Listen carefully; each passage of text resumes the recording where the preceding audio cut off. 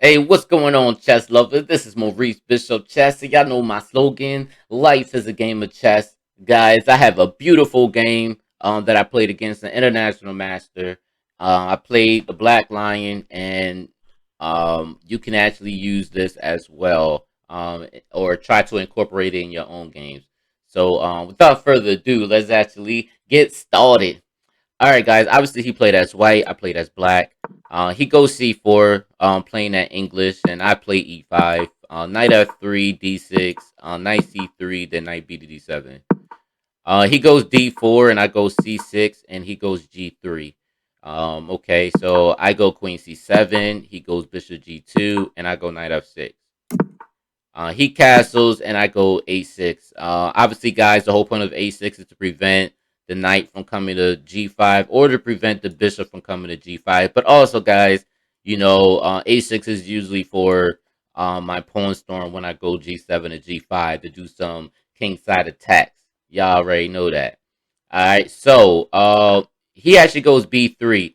Now, when he went b3, I actually know about this position here. Usually, when white goes bishop b2, he wants to put pressure on this e5 pawn. And also, guys, there is some tactical shots with it as well. So, with that being said, I just go bishop b7, and as soon as he go bishop b2, I go rook g8.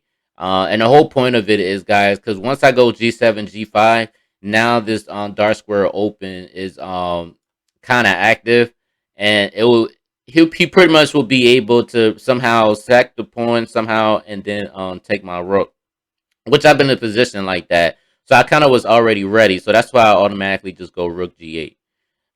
So queen c2 is what he played, and I go g7 to g5. He goes rook a to e1. I guess trying to get the e file in. Probably push on e4. All that good stuff, right?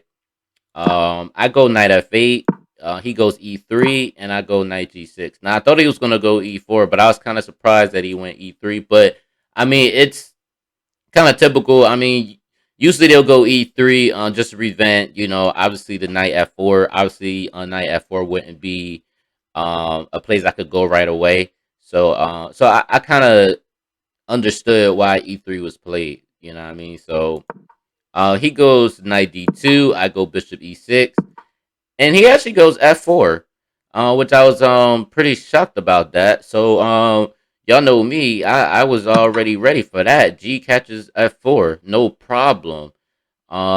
E catches f4. I immediately go E catches f4, but I also believe he did the f4 because obviously, guys, somewhere along the way, he want this e file.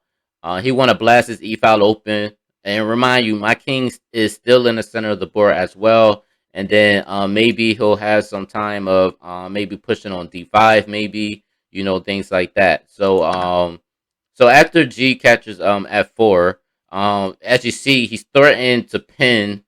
I mean, and honestly, in the eyes of of white or whatever, it seems like it's a good position for him because I mean, again, my king's still in the center of the board, even though he castled. But the problem with this is my rook is on the G file. You know what I mean? Yes, he is threatening f5, where he's pinning my knight and bishop.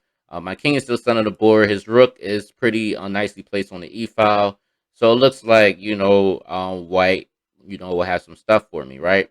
So I go knight h4, guys. Simply as that. I prevent him from forking my knight and bishop, and I go to attack. And obviously, guys, I'm threatening rook captures g2, which is what I'm threatening. Uh, he actually goes f5.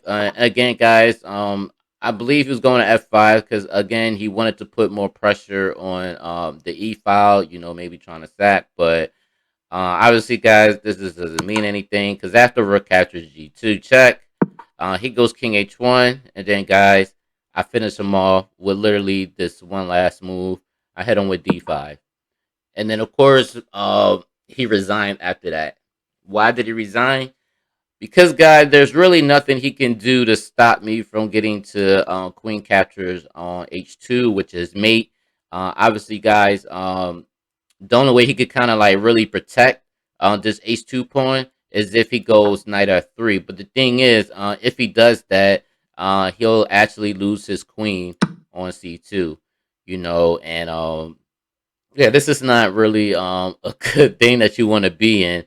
Even if he decides to take my bishop, I still have knight captures f3, in which I'm still threatening queen captures h2 mate, which is still winning for black.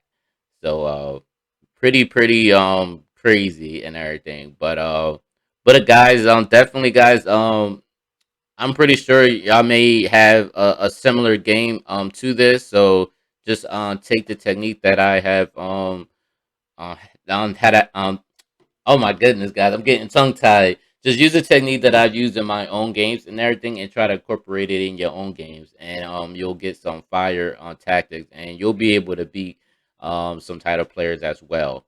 Um, so guys, I hope you enjoyed this video. If you have any questions, you know, definitely drop a comment below. Definitely like, share, and comment, and also, guys, don't forget to hit the subscribe button. All right, guys, peace.